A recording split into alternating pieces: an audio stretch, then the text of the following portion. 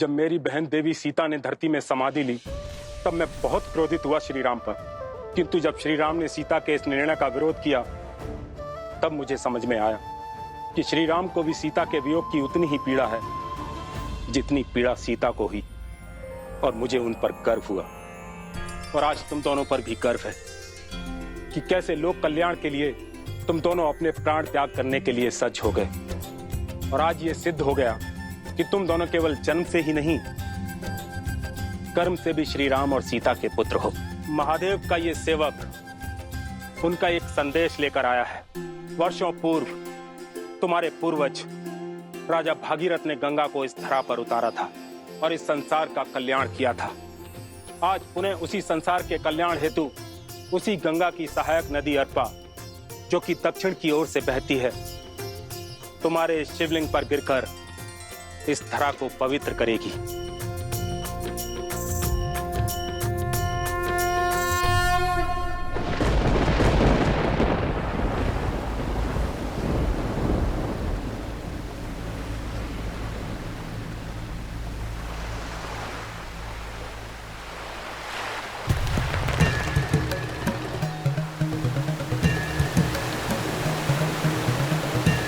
धन्य हो महादेव।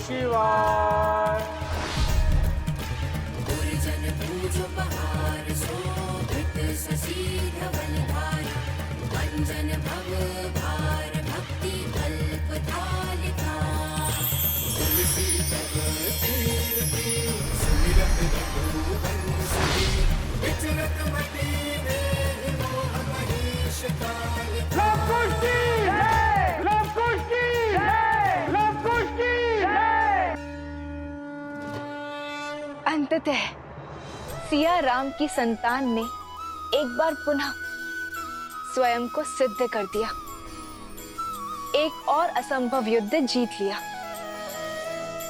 परंतु महादेव, पहले पिता से पृथक होने का दुख, फिर अपनी माता को खोने का दंश, और अब जगत कल्याण के पथ पर आए अनगिनत कष्ट। क्या लवकुश की इतनी परीक्षाएं उचित है? क्या उनसे सुख और शांति से जीवन जीने का अधिकार छीनना न्याय संगत है? देवी, हर परीक्षा अपने साथ एक नई सीख लेकर आती है। लवकुश के जीवन में आई ये परीक्षाएं उनके लिए एक नई सीख तो लाई ही हैं, साथ ही संसार के समक्ष कुछ सिद्ध करने के लिए भी आई हैं। यूं समझ लीजिए कि सत्य का आवरण हटाने के लिए ही उत्पन्न हुई है।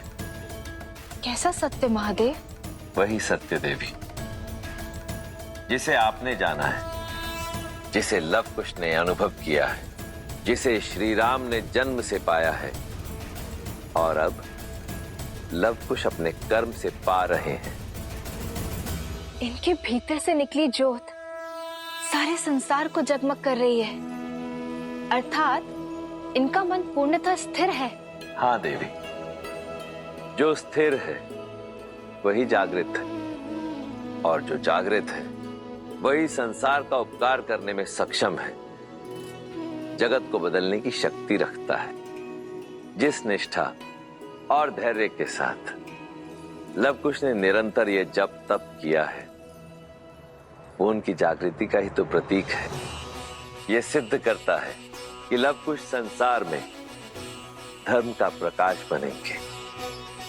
अपने शौर्य और धर्म की ज्योत से संसार को ज्योतिर्मय करेंगे, श्री राम की विरासत को, राम राज्य को आगे ले जाएंगे।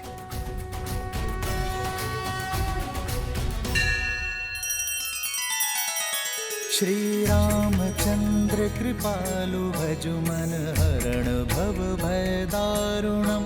नव कंज लोचन कंज मुख कर कंज पद कंजारुणम।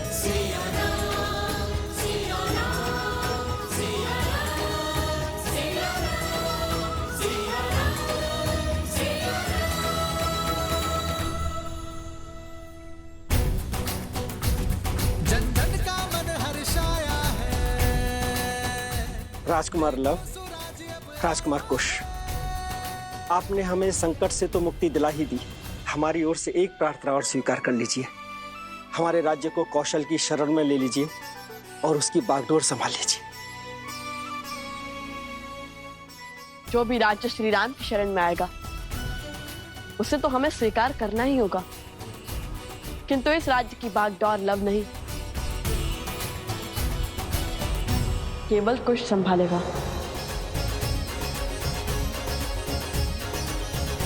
राजकुमार कुश की जय! राजकुमार कुश की जय! राजकुमार कुश की जय! माता कहती थी कि संसार में प्रेम से अधिक मूल्यवान और कोई वस्तु नहीं, और आज आप सबका प्रेम देखकर मेरा हृदय गदगद हो गया।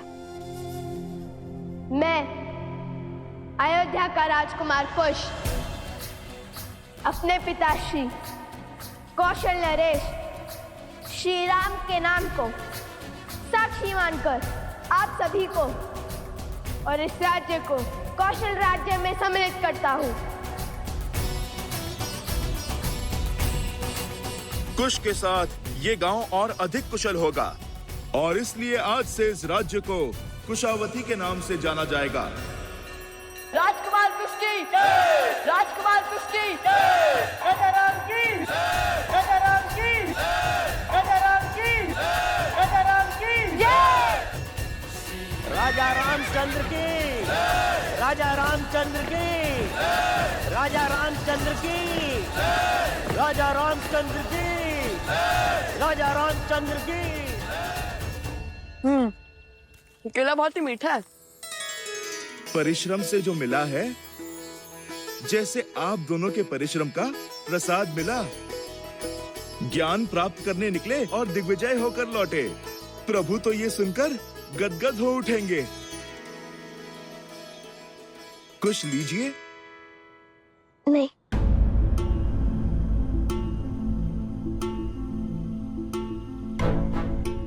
क्या हुआ हनुमान जी, रुक क्यों गए? तुम और भोजन के लिए मना करो, तनिक असंभव प्रतीत होता है। बात भूख की नहीं है, वो मामा श्री वासुकी से मिलकर माता का स्मरण हुआ है बस।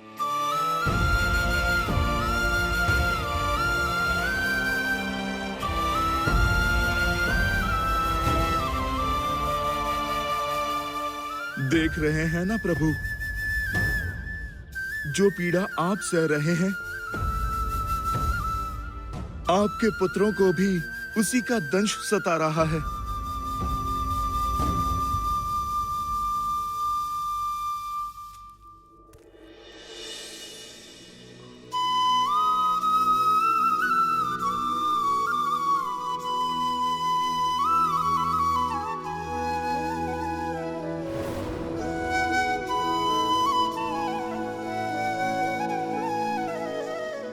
क्षमा करे गुरुवर, किंतु पुत्र का मोह ही कुछ ऐसा है, समक्ष रहे तो मन आनंद से भर जाता है और यदि ना हो तो आंखें भर आती है। आज मेरे मन में सहस्त्र प्रश्न उठ रहे हैं। क्या अयोध्या को कभी संपूर्ण सुख की प्राप्ति होगी? क्या हमारा परिवार कभी चैन की श्वास ले पाएगा? क्या संकट, क्या परीक्षा और कष्ट की ये घड़ी कभी समाप्त हो पाएगी? कितना समय हो गया रघुकुल के अंशों ने साथ मिलकर आरती नहीं की। राम कुल और प्रजा के दायित्व को निभाने के लिए यात्रा पर निकला है। भरत उसके साथ युद्ध भूमि में है और मेरे पौत्र वो तो आने वाले समय के लिए स्वयं को सज्ज करने के मार्ग पर अग्रसर है। गुरुवर, क्या हमारे जीवन में केवल वियोग का दुख लिखा है?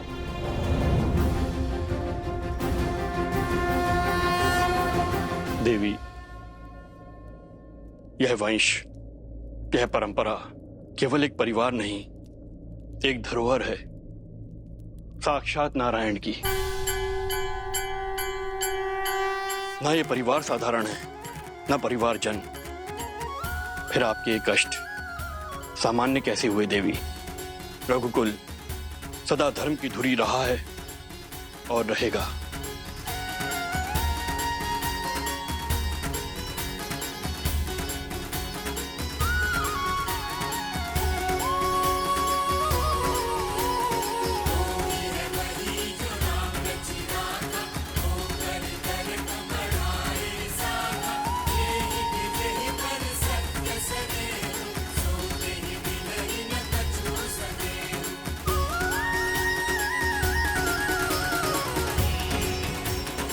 सूर्य वंश है ये।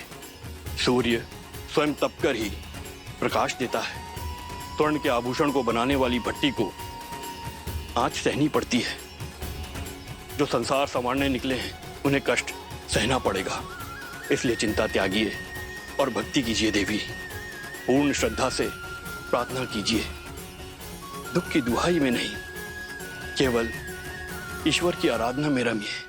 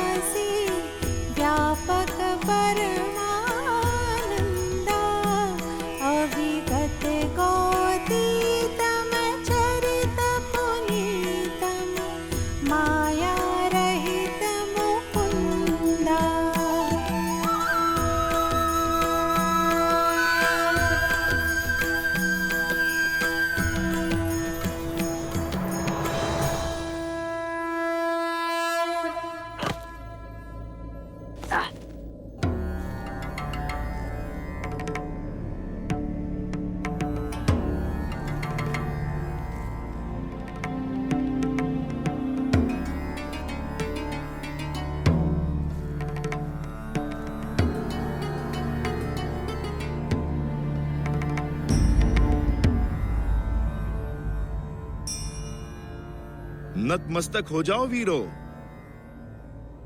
हम भगवान विष्णु के बहुत प्राचीन मंदिर में खड़े हैं।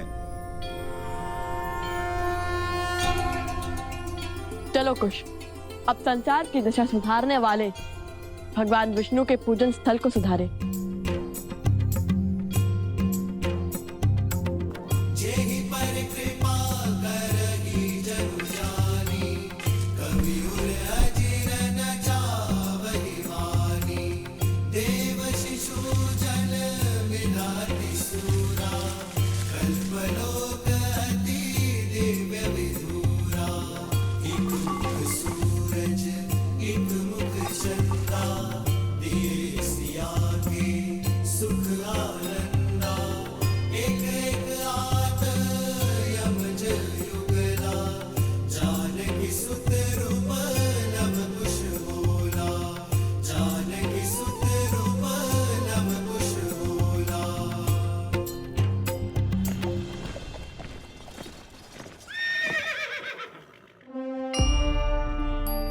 पिताश्री, पिताश्री,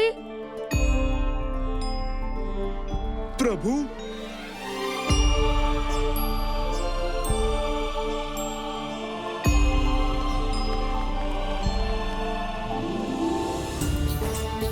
पिताश्री, पिताश्री।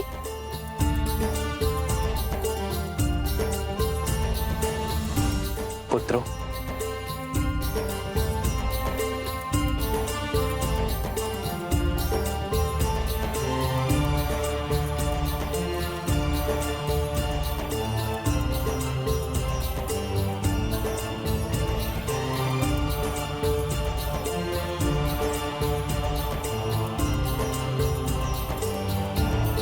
चाचा श्री,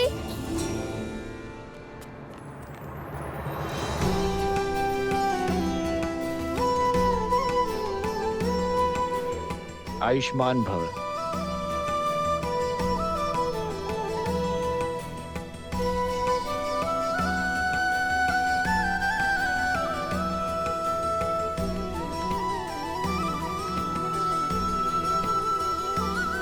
प्रभु वो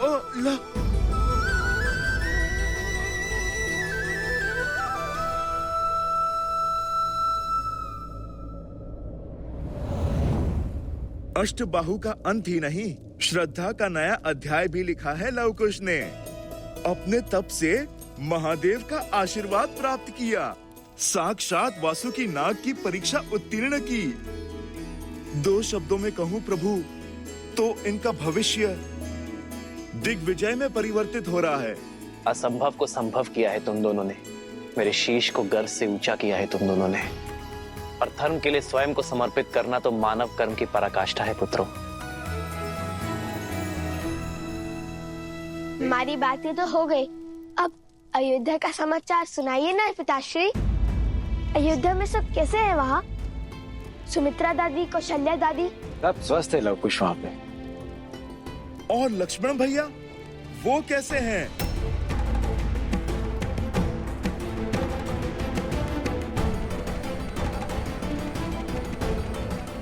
अयोध्या सकुशल है हनुमान, चिंता की कोई बात नहीं है।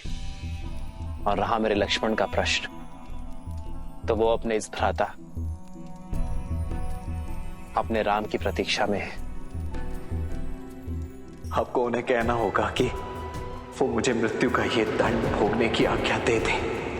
जाइए हनुमान जी, और शुभ समाचार लेकर ही लौटिएगा। अयोध्या की लाज अब आप ही के हाथ में है। भैया, इतने समय के पश्चात लवकुश से भेंट हुई, आज रात्रि हम यहीं रुक जाएं? अवश्य भरत।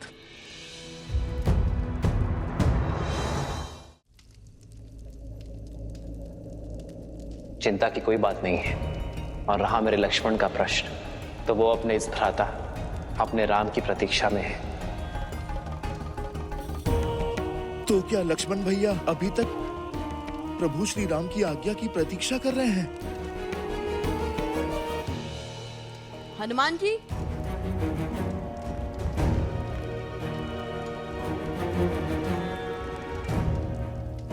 क्या बात है?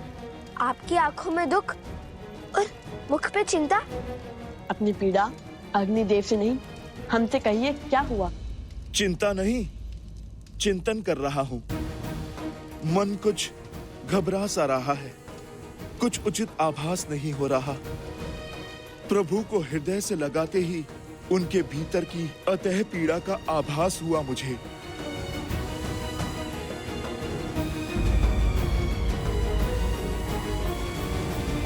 पीड़ा? कैसी पीड़ा? वो तो ज्ञात नहीं, किंतु इतना अवश्य है कि प्रभु और भरत भैया हमसे कुछ छुपा रहे हैं। अपने भीतर की पीड़ा हमसे कहने में कतरा रहे हैं।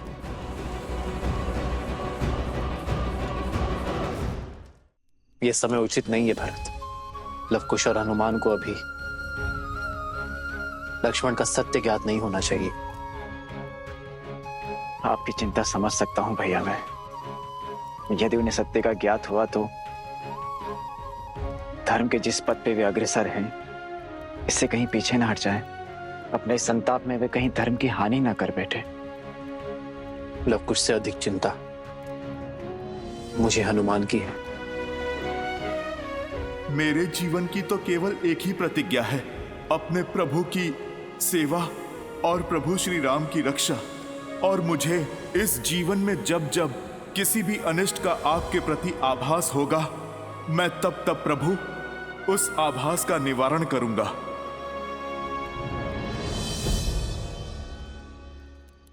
प्रभु की पीड़ा का कारण जानने का एक मार्ग है। क्या? अयोध्या। वहीं जाकर सत्य का भेद खुलेगा।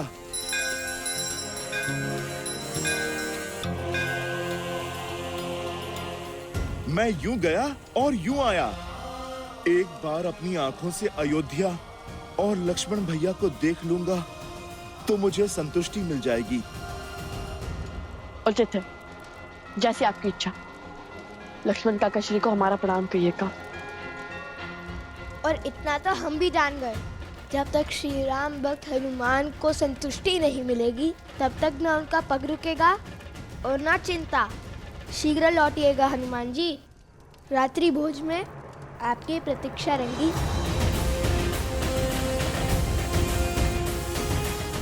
जय श्री राम। हनुमान कहाँ है? उसे भी बुला लो। न जाने उन्हें आपके किस दुख का आभास हो रहा था, इसलिए वो अकस्मात ही लक्ष्मण भैया से मिलने अयोध्या चले गए।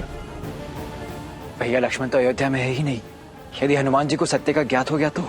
नहीं है अर्थात कहाँ गए लक्ष्मण चाचा श्री? क्या हुआ उनके साथ?